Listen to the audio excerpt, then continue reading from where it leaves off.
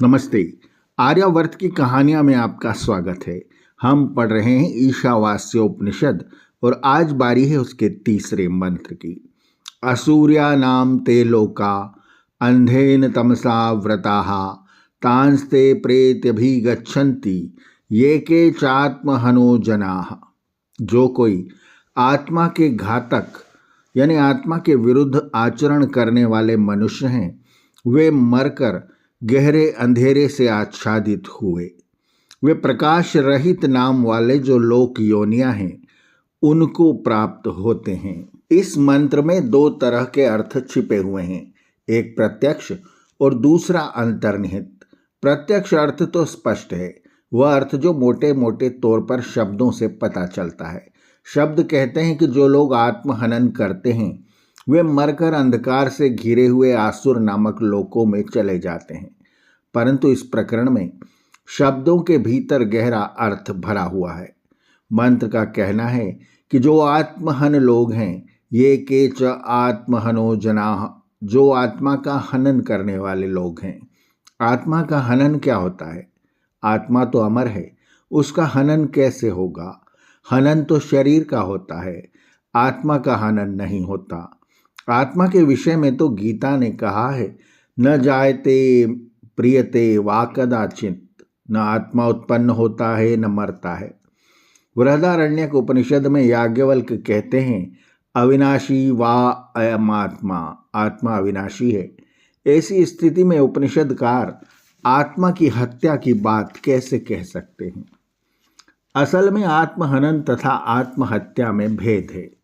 उपनिषदकार ने आत्महनन शब्द का प्रयोग किया है, आत्महत्या का नहीं। आत्महत्या गलत शब्द है, आत्महनन सही है। हत्या शरीर की होती है, हनन आत्मा का होता है। वह कैसे? ऋषि का कहना है कि संसार में जीवन की कला त्याग पूर्वक रहने की है। अगर हम भोग पूर्वक जीते हैं तो जीते नहीं मरते हैं। भोग जीवन की तरफ नहीं ले जाता, आत्मा को अधोगति की तरफ ले जाता है। मनुष्य जब जब भी निरे भोग के गर्त में गिरता है तब तब मानो मरता है, जीवन के प्रति द्रोह करता है। भोग में डूब जाने को ही ऋषि ने मृत्यु का नाम दिया है, क्योंकि उसकी दृष्टि में भोग में गिरना ऐसे भोग में जिसमें त्याग न जुड़ा हो, मरने के समान ही है।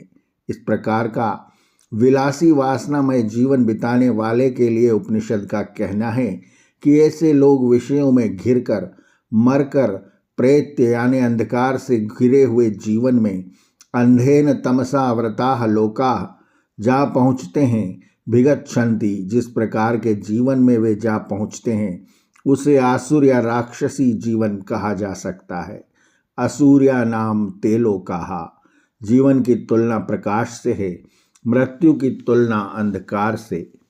शब्दों के प्रत्यक्ष अर्थ के पीछे छुपा हुआ अप्रत्यक्ष अर्थ यह है कि यद्यपि ऋषि उपदेश दे रहे हैं कि कर्म करते हुए मनुष्य को 100 वर्ष तक क्रियाशील रहने की कामना करना चाहिए, तो भी अगर ऐसा कर्म किया जाएगा जिसके लिए आत्मा गवाही न दे, जिसके लिए आत्मा में ग्लानि उत्पन्न हो, जिसमें आत्मा ऊपर उठने के स्थान में नीचे गिरता प्रतीत हो, जिसमें आत्मा का हनन होता हो, तो मनुष्य के जीवन में उजाले के स्थान पर अंधेरा छा जाएगा। वह अनुभव करेगा कि वह प्रकाश से अंधकार में आ गिरा है। इसी को अंधेन तमसा आवृता लोकाः कहा है। श्रुति ने मनुष्य को कर्म में जुटे रहने की आज्ञा दी।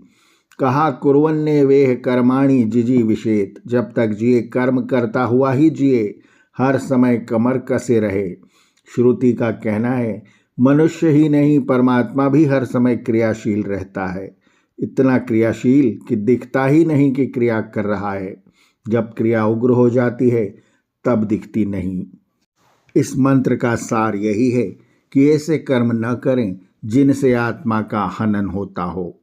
आर्यावर्त की कहानियां के अगले अंक में भी जारी रहेगा ईशावास्योपनिषद का पठन। आर्यावर्त की कहानियां चैनल को सब्सक्राइब करें और बेल आइकन के बटन को दबाएं, ताकि हम जब नया वीडियो लेकर आएं तो उसकी सूचना आपको तुरंत मिल जाए। धन्यवाद। नमस्ते।